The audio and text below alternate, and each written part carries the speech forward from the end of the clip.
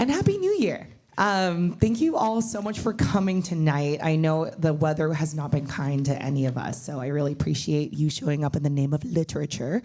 I'm Lucy. I'm the owner of Yu&Me Books. I'm so excited for this event today. This is our only event in January before we move back into our original store space. Yay! Thank you. We're really excited too. We're hoping to move back before the end of January, so we'll definitely have many copies of The Fetishist there as well. Today we're celebrating, of course, Katherine Min's Fetishist. Katherine Min received an NEA grant, a Pushcart Prize, a Sherwood Anderson Foundation Fiction Award, 2 New Hampshire State Council of the Art Fellowships, and a North Carolina Arts Council Artist Fellowship, and attended residencies at McDowell, Yaddo, Gentle, UCross, Cambridge, the Millay Colony, and Ledwidge House. Her acclaimed debut novel, Secondhand World, was a finalist for the PEN Bingham Award in 2007. The Fetishist is her posthumous publication. Kayla Min Andrews lives in New Orleans. She has a piece forthcoming from the Massachusetts Review and has published in the Kajubi for fiction, Halfway Down the Stairs for nonfiction, and Asymptote for literary translation. Her work was nominated for the Best of the Net 2020. She was a finalist in the Tennessee Williams and New Orleans Literary Festival's Very Short Fiction Contest in 2023.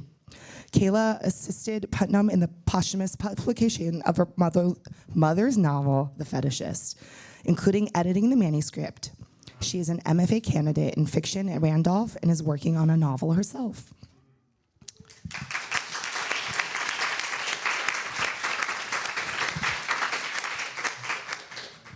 Susan Choi is the author of 5 novels, including Trust Exercise, which received the 2019 National Book Award for Fiction. She has also been the recipient of the Asian American Literary Award for Fiction, the PEN W.G. Sebald Award, the Lambda Literary Award, and the 2021 Sunday Times Audible Short Story Award, and fellowships from the National Endowment for the Arts and the Guggenheim Foundation. She serves as a trustee of PEN America and teaches in the writing seminars at Johns Hopkins University. Let's give it up for these two.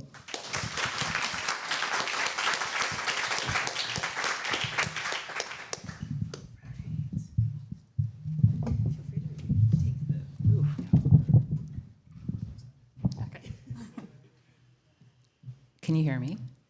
Oh, wow. Can you hear me? Okay. Excellent. Thanks for coming out tonight. It's really not as bad as they made it seem.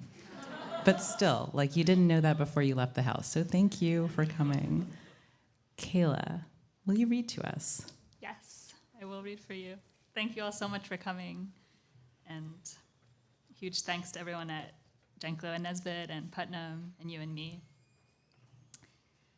So I'm going to read a brief excerpt from the middle of the novel, but you don't need any setup. Johnny Appleby had been the first, senior to her freshman, clarinet to her cello. Backstage, he had leaned into her, his clarinetist's embouchure grazing her ear, tickling the tiny hairs of its inner channel. Oriental girls are so sexy, he had whispered, and walked away, never to utter another word to her again. But the damage had been done. Johnny Appleby had sown his seed, impregnating her with his 5-word pronouncement. Oriental girls are so sexy. Blush of pleasure at the implication.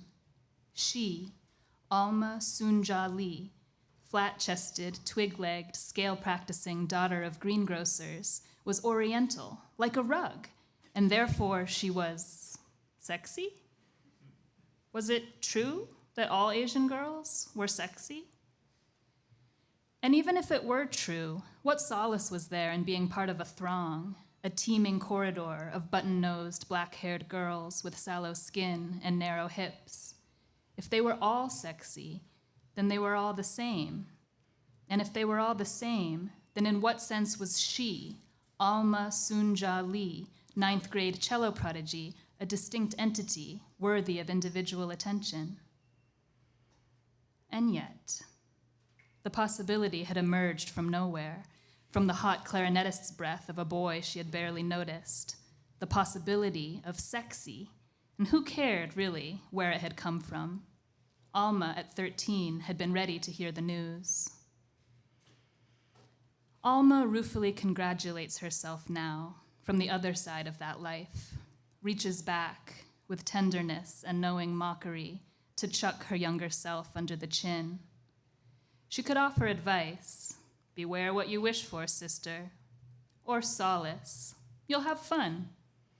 But in the end, all she can do is nod her head to acknowledge the moment, retrospectively recognized and reinforced by repetition, when the promise of a lure had first been offered at the cost of self-erasure, and the twisted roots of racism had become so deeply embedded in desire that she could not dig them out, could not, in truth, distinguish them from the healthy roots. And so, Alma finds herself surveying the fetishists she has known over the years. Rice kings, Asiaphiles, victims of that mysterious, incurable disease known as yellow fever.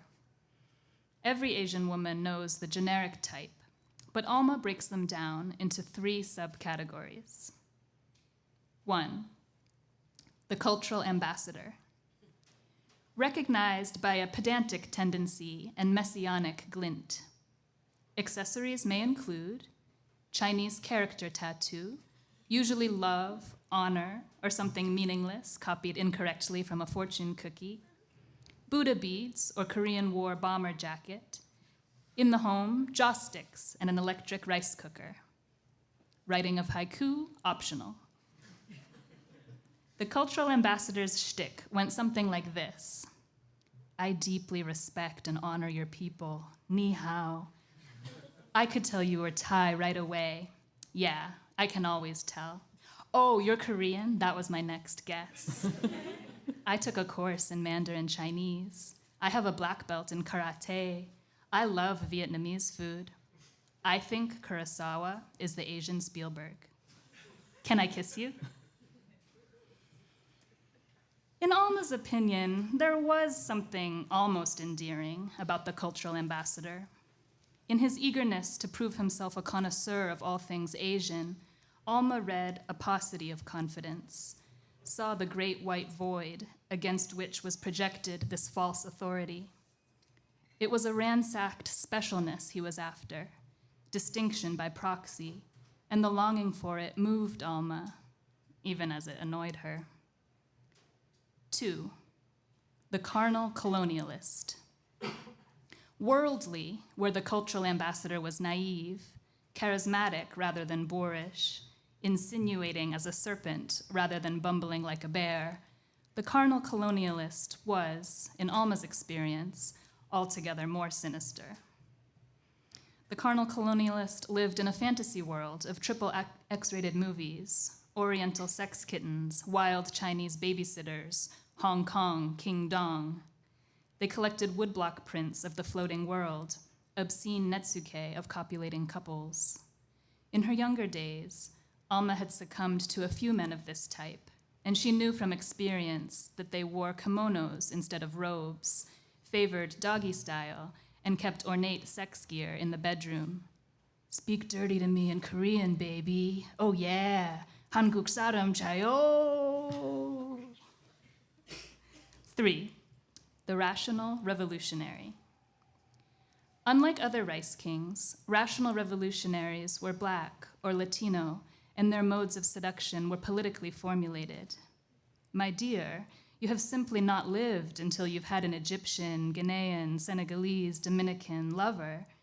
You don't, eyes suddenly piercing with indictment, have anything against men of my race, do you? Rubbing their palms together, smiling with only their mouths, rational revolutionaries made discussing politics into earnest foreplay.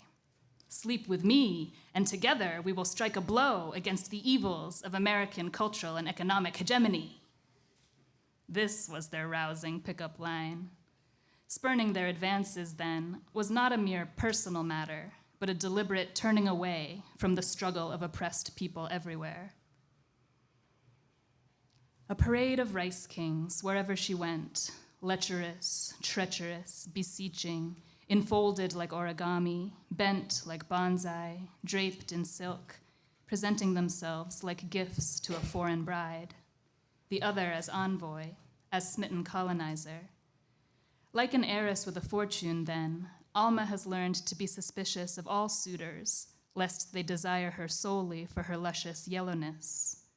Whether for cultural status, sexual conquest, or racial solidarity, she would be no one's tiger lily, China doll, geisha girl, baby san, Miss Saigon, Susie Wong, me love you long time, goddamn Madame Butterfly. Except, and here is the thing Alma finds hard to face. Echoing all the way back to Johnny Appleby in 9th grade, there is a part of her that believes she is, in fact, all these things, that this is what she has to offer.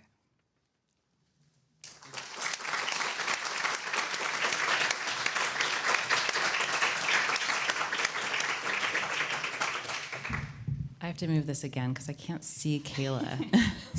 Like, there. Now I can see you. Thank you. That was fantastic. This book is this book is sexy. It's also really, really wicked, and it is so funny. There are so many things I want to talk about, and also there's two pairs of women that I really want to talk about. I really want to talk about you and your mom, and I also want to talk about, well, there's a lot of things, but I also want to talk about Alma and Kyoko. And I was gonna start with you and your mom, but then after hearing you read, I have to ask you about Alma, whose thoughts we hear in the passage that Kayla just read, and Kyoko, another very important figure in this book, who responds to the same issues that Alma is analyzing so brilliantly in a very different way. So can you talk about these two women and sort of how they're confronting this issue of the fetishists? Yeah, I used to think of them as, well, I still think of them as like two different sides to my mom. But then a bookseller, I don't know, I sort of overheard someone saying that it's maybe like every Asian woman has both a Kyoko and an Alma. Like maybe it goes beyond just my mom. But in terms of, yeah, it's like, how do you respond to the canon? How do you respond to a world, like the history of art that has tended to valorize white male voices to the exclusion of others? And so if you don't fit into that, how do you, like the classical music world where Alma is a cellist tends to be a world where you uplift those works by old white dead composers, male composers, like Alma is putting a lot of her creativity and interacting with the canon, and Yeah, she kind of like goes into the system and succeeds from inside of it. exactly. She's like, okay, I'm gonna play Bach. She dates a white guy. Anyway, go on. Yes, no, exactly, yeah. Whereas Kyoko is younger, so there's a generational thing, but also Kyoko is making original art and sort of thumbing her nose at, she wants nothing to do with the canon or really, I don't know, whiteness, or she has a very different approach and a lot of anger and kind of desire for revenge. We don't want to give too much away, right? Okay. I'm just going to leave it at desire for revenge.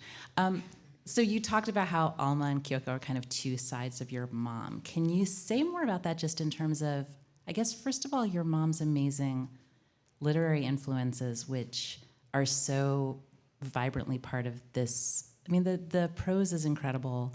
And it's no wonder, because she told you when she started this book that she wanted to channel Nabokov, Yeah. which is an intense thing to decide to do. So can you talk more about why did she want to do that, and how can we connect that to this idea of like both, getting inside the system of like the great white men and also sort of smashing it from the outside? Yeah, because I feel like Mom as a writer is doing both with the novel, but she would often copy passages into her notebook, like if she was reading, or she and I would read together a lot. We would read out loud together, and so whether it was Nabokov or Conrad or something contemporary for the time, like if she saw a passage that she really loved, sometimes she would copy it out into her notebook, and I think that was her paying close attention and trying to learn from those writers and then incorporate it into her writing. Mom used to call herself a word wanker, so she really loved playing with language on a minute level, and so when she saw language that she appreciated, she would really zero in and like read it aloud again, copy it down. And I remember a passage from Lolita that she had copied out and taped to her writing desk. And actually, I had forgotten, but my stepdad uncovered some like early postcards and things he had sent her, things she had sent him while she was writing an early draft. And she originally had Daniel like first person, ladies and gentlemen of the jury, like very channeling the Humbert narrator. Yeah, I think it all plays into this idea of the canon and what do you do if you're a creative person and you want to learn, you're excited by the classics, but also it's historically excluded you. And I think Mom was always taking and being inspired by them. Yeah, I mean, so many threads that I want to jump on, but can you say more about, I guess, that feeling that she had in terms of being an Asian American writer, and and I'd love for you to like actually talk a little bit more about this reading together that you just described, the way in which the two of you would read together and talk about literature, and whether or not you can kind of share with us how did she feel about being a writer when she started writing? Because when she started writing, there were just not a lot of Asian American writers published that you could look at and go like, oh, okay, I can do this. I mean, it was. I have very vivid memories of my own of feeling like there were maybe 3 people doing it, and fearing that was too many already, where I was like, oh, there's 3 people doing it. They are probably not going to want any more of us to do that. So, like, will you share more about that kind of reading together when you were younger and her feelings about becoming a writer? Yeah, because so Mom was publishing short stories in literary journals starting in the late 80s. And so, yeah, it was definitely a time where there was way less representation, and Mom's short stories are so vivid and so funny, and so you can see a lot of the fetishist in them, really looking at messy humanity, like flawed, damaged people, kind of flailing around, doing their best, maybe most of the time. And so, because people even described the fetishist as seeming ahead of its time, and it's just interesting that she was always writing about the Asian American experience, but like messy individuals. And it feels, I mean, I'm sure in the 80s, but even now, it feels ahead of its time only because it's taken the US mainstream so long to really value maybe those voices, or to be like, oh, right, there is so much diversity within the Asian American experience.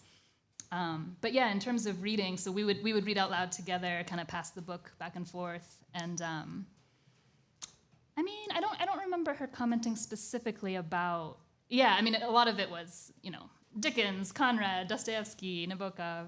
But I remember also, like, Chung Rae Lee, Woman Warrior. So, it was just kind of whatever there was to absorb.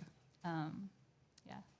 And that almost feels like most of the list at that particular moment. Can you talk a little bit more about when you said that she called herself a word wanker, which really cracks me up? There's this really interesting, to me, tension in your mom's work between these incredible explorations of like what you just called messiness. Like, people are really messy in this story in a way that's kind of amazing. And I loved, when I read the book, I thought, I was so impressed and awestruck by the way in which it's really fearless. There's a really fearless depiction of the characters. Like, Alma has that like blistering anatomization of like fetishistic white men, but the most significant romantic relationship of her life is with Daniel. Yes. A fetishistic white man, it has to be said, and also a really powerful character who is like really humanized in the course of the book. And so I guess the tension that I'm thinking about is her messy characters who are so human and so brave because they don't, they do things that maybe the reader is going to be a little challenged by. And what you describe is like her incredible work process, where she seems like she was such a perfectionist in her work. So can you talk about that as a way of sharing the story of when you found this book in the laptop, and like what did you encounter? Because it seems to me like this book was like essentially done. Yeah. Yeah, Mom was a huge perfectionist, and she really liked to take her time. And if anyone told her, like, oh, just write a bad first draft, she'd be like, no. She would go over the same sentence over and over and over until she got it just perfect, before she could move on to the next one. Or, I remember even like beautiful chapters that ended up not making it into the, like she would have to write the whole beautiful chapter and make it beautiful. And then, later in the process, you end up cutting some things out. But yeah, she was kind of defiantly inefficient, I guess you could say. And she called them well-pruned trails leading nowhere. Sometimes she couldn't just hack with a machete and kind of get there. No, she'd have to like create this beautiful, well-pruned trail, but then maybe you don't end up going in that direction at all. So yeah, that was all part of her process. And then I feel like there was more to your question. Well, I was wondering if you could kind of like bring us back to the moment that you encountered this book for the first time after her death, when you started, and you talk about the fact that understandably after she died, it like wasn't even your 20th thought, like, oh, where's that unfinished manuscript? A lot of time goes by. Yes. And then by the time you go into that laptop and like look at the manuscript, what was that like to start reading it, to start, figuring out what it would take to get here? Yeah, so she had sent me bits and chapters and pieces while she was writing it, but then she stopped working on it in 2014 when she got diagnosed with cancer, and as soon as she knew her time was limited, she felt that she didn't want to do fiction anymore. She wanted to write nonfiction, and she started writing these very like direct, pared down personal essays. So it seemed supportive to just like support her, and she was really excited about the essays, and she didn't want to talk about the novel, Yeah. And then and she was working on those essays like in hospice, like right up until she died. And then after she died, we didn't have a conversation about her unpublished work. I saw her working on those essays, and it broke my heart. But then it took about 2 years. So 2 years after her death, my uncle set up a fellowship with McDowell to celebrate Mom, and so then we had an event, and I read that chapter of The Fetishist and one of her essays, and got such a reaction that's when it first occurred to me and my stepdad Greg and my brother Clay and my uncle Colin. We were like, oh, this is really speaking to people, and this is moving people, and maybe and we talked about like, should we put them out there as a chapbook, or should we? Who could help us? And we ended up getting help from Kathy Park Hong, who connected us to PJ and Sally. But so when I finally opened the manuscript of The Fetishist, I had read pieces as it was being written, but then I hadn't seen them all put together. And because it's actually quite short chapters, jumping around from different characters' perspectives, and to see the way she wove it together was really powerful.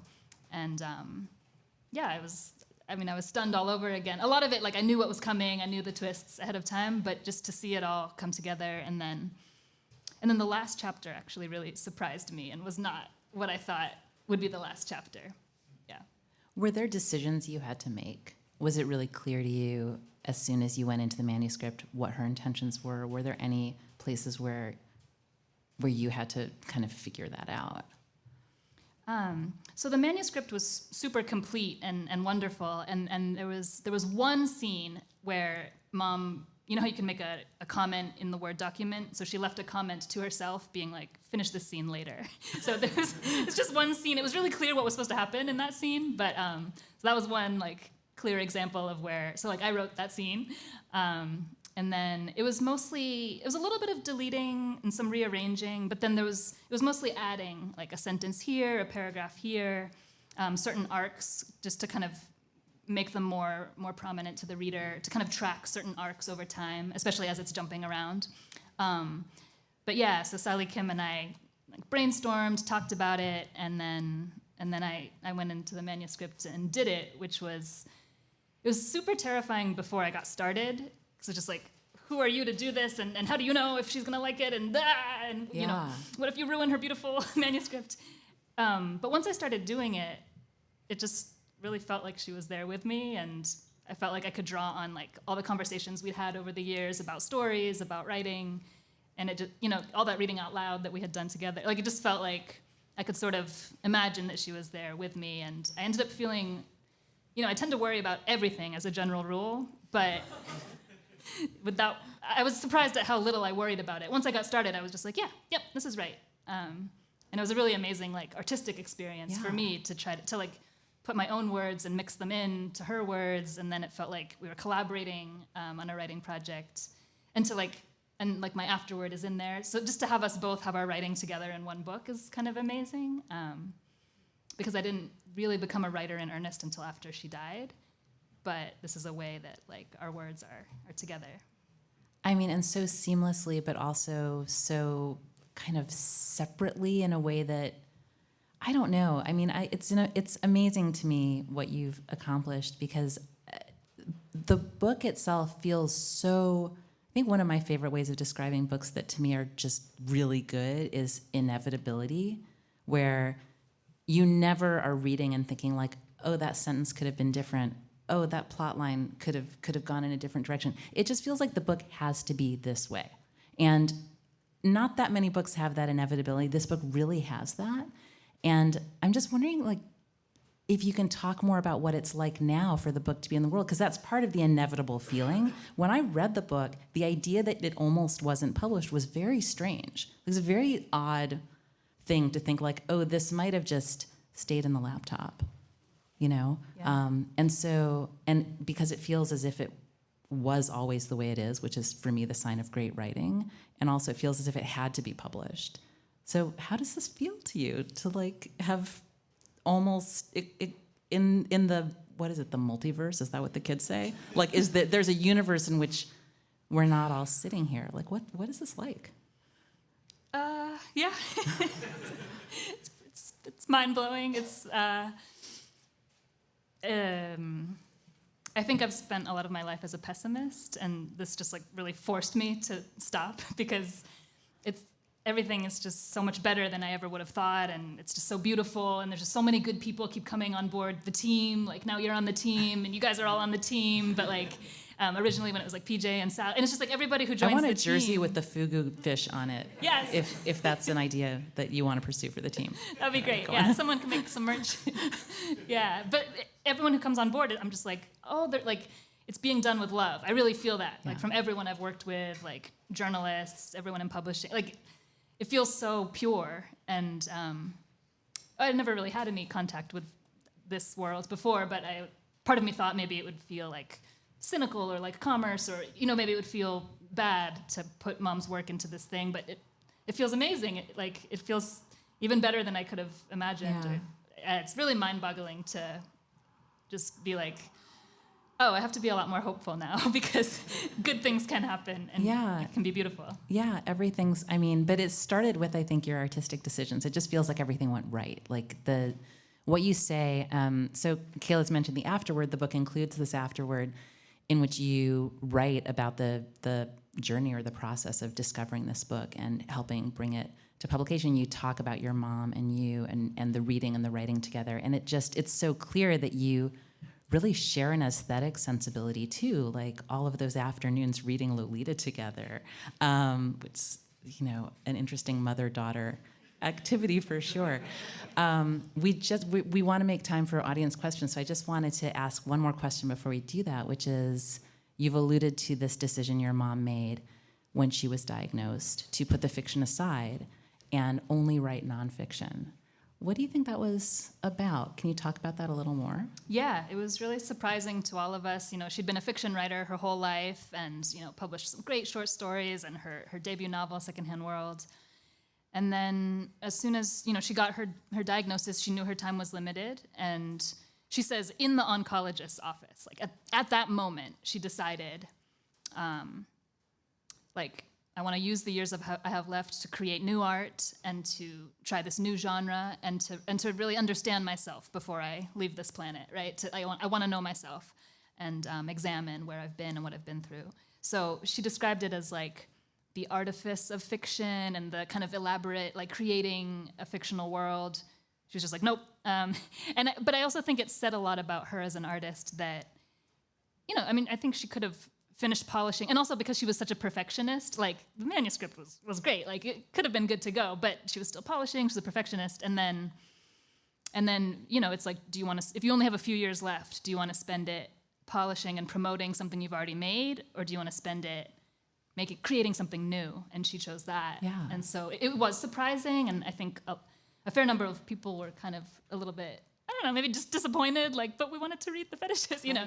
But it was like, just kind of coming from a pure place of making art and needing to make new art before she died. I think it's so remarkable. And there was not a word about like, oh, maybe my book will be published. It was just like out of her mind. She called it abandoned. Yeah, she would just say, I abandoned that novel. It's amazing. I feel like it's a real testament to like, why do we write? You know, that she knew she knew why she wrote, and she knew how she needed to write at that point. I think that I'm looking for my timekeeper. I think that it's time for us to invite you to add your questions to our conversation if you have them. And if not, I have way more questions that I didn't even have time to get to, but all right. It's about these essays that you were talking about, and she posted a lot in social media, really trenchant, piercing, short pieces about her life and her illness. So I'm just wondering if we might see these essays in print.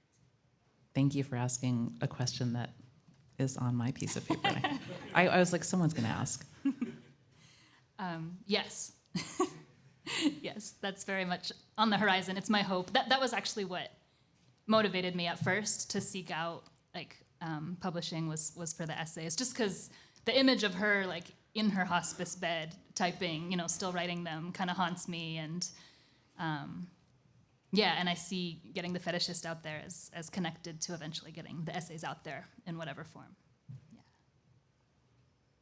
Any other questions? Yeah. Kayla, can you tell us more about your writing and like you're interested in similar things as your mom, different things? Yeah, what's your writing like? Oh yeah, thanks for asking. I'm working on a novel. It's early stages, but I'm definitely interested in messy humanness, like my mom was, and kind of getting to the bottom of some aspect of my own experience, and maybe putting forth stories that seem not to be out there yet. And maybe not having a villain or a hero, but just, everyone's messy, everyone's damaged, but something about that I think we share. I have a question about the title and what, if any, conversations you had about the name. Because it's obviously a provocative title, it's a provocative cover and package. And, because I've read it, I think it's a very special book, and I think there's a lot in it. And I don't know what I'd call it, but if you're just giving me the manuscript without a title, I don't know that I would have landed on The Fetishist as a title. So I wanted to know where that came from. Yeah, I don't remember exactly when she chose that title. I do remember a super, she'd probably be like, don't tell them this, but like a very long time ago, she was considering Suicide Sonata. And then she was like, oh, maybe that's too much of a downer. But yeah, I think The Fetishist is, direct to the point. I hope, sometimes I'm like, oh, does it make it sound like it's going to be skewering this man and like not, making him a villain? But if you read the book, you'll see that it's not. But yes, the title is provocative. Suicide Sonata? That's like Kyoko's other band. Other questions? Just because you mentioned your own novel with like how you're exploring messiness as well as how your mother really enjoyed messiness, how do you execute and kind of dictate the messiness while keeping like plot lines clear and the characters distinct? What's your kind of methodology? Interesting. I have no methodology, I would say.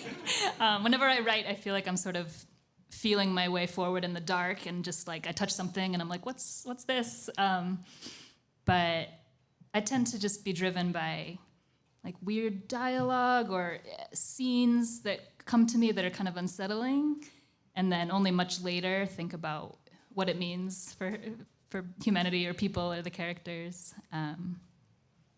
Yeah, that's how I approach it. It's a follow-up question to your writing process when you describe your mom as a word wanker and like these fine-pruned paths. I just wondered about your process and whether you can handle a machete or whether you're more of a, process like your mom's. No, I think my process is different in that sense. Yeah, I'm not a word wanker. No judgment, no shame, but I personally am not. Yeah, because actually I find when I do write more poetic sentences, I tend to cut them later, because they don't quite fit or something. I don't know. Yeah, so far I do the bad first drafts. Yeah. Me too. Yeah. When you were finishing, or revising and adding, did you find that you were trying to mimic your mom's style of writing, or were you letting your own voice kind of come through, or was it not conscious or a combination of both? Yeah, so the questions about editing, when I was doing the editing, if I was trying to mimic my mom's style or my mom's voice. Well, definitely, because The Fetishist is written in omniscient third, so this kind of godlike narrator, which I have not done in my own writing, and so I just realized, okay, we're doing this. It was fun, it was different. But yeah, so in a sense, I needed to make sure that what I wrote would fit in, but also it did feel very intuitive somehow, like the humor of The Fetishist, a lot of it echoes the way Mom and I would joke around, or sometimes when Mom and I would joke around, we would just start speaking in British accents randomly, or start using really fancy words. It was just our way of being goofy. And so, I feel like I feel that in The Fetishist sometimes, when the sentences get really long and ornate, or there's wordplay or puns. She made Daniel love puns, but she loved puns. And so a lot of that I could sort of tap into what it was like to joke around with Mom as I was writing the sentences to insert into The Fetishist. Now, was there anything that was particularly difficult for you in your process of making this happen?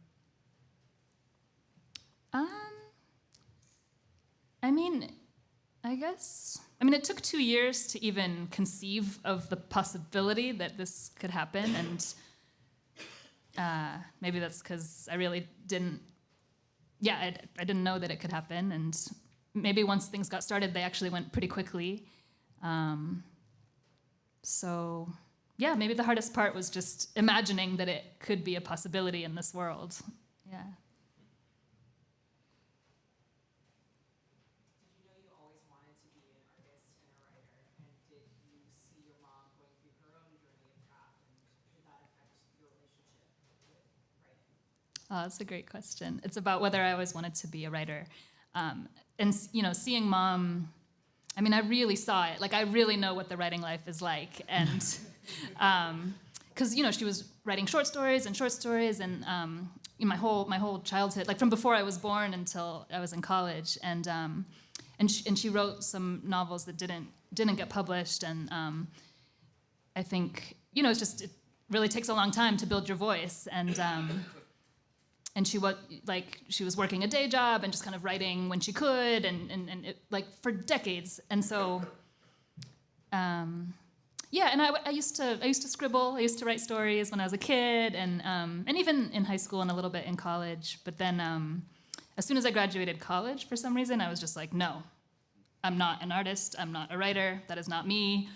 And I'm still exploring why. But I didn't write at all for 10 years, from age 22 to 32.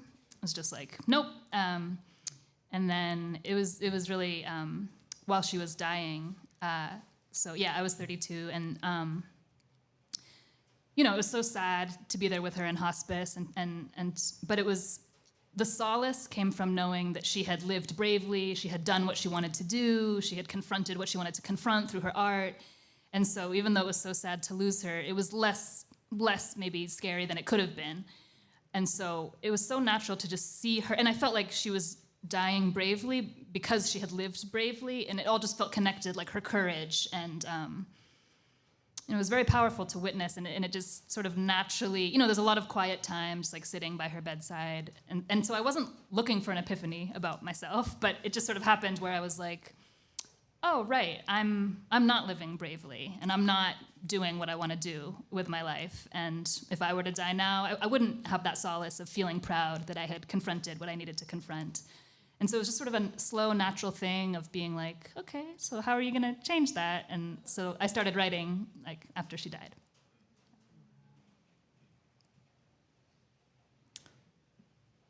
Yeah. You know how long your mom was working on this novel, and did you ever talk to her about what the seeds of inspiration were, besides being like an Asian woman in the world? Yeah. Yeah, so she was working on it like from right after her debut novel. So her debut novel, Secondhand World, came out in 2005, and then she started working on this one like immediately. So she was working on it from 2005 or 6 until 2014 when she got diagnosed. And the way I remember it, well, we had this neighbor. I grew up in New Hampshire in a small town, but we had a neighbor who was a violinist, and he talked about just the fact that there is a job of someone who plays classical music for the dying, like going to hospice centers and playing. And so she was very intrigued by that idea, and she had the idea to write about that. And then I think some other person, she overheard someone telling a story about visiting an ex-girlfriend like 2 decades after, oh, it's kind of a spoiler. Anyway, which may or may not happen in the novel. So those two things. Oh. Yeah, those two things were early seeds. Doesn't spoil anything. Any other questions? I'm not actually sure where we are. Where are we with time? Can I ask one last question? When you were talking about the really beautiful answer you gave about deciding to be a writer yourself, made me think of one of my favorite parts of your afterword, where you talk about how your mom would talk about what she called moments of amplification,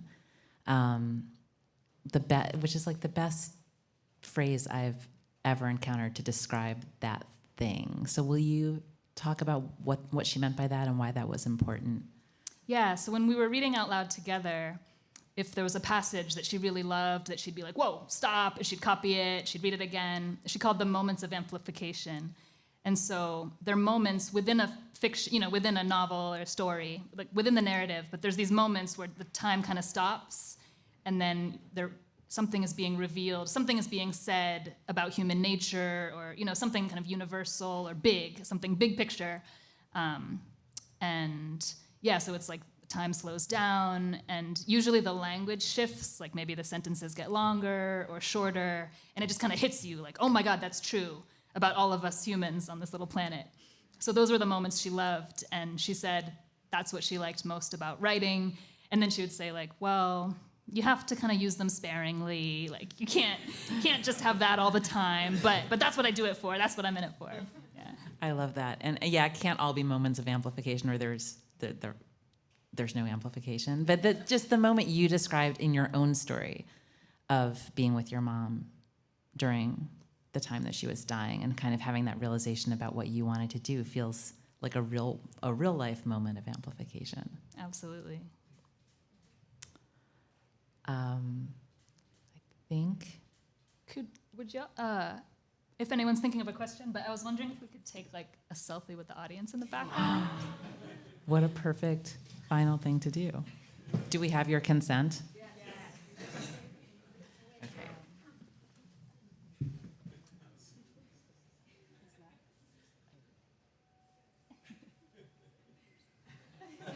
Thank you. Maybe it should be a panorama. Panorama, how do you do that? I don't know. That'll be good. Thank you so much, everyone, for coming. We're having a signing right here. Yes. Well, sorry. I was making my way up. Well, let's give it up.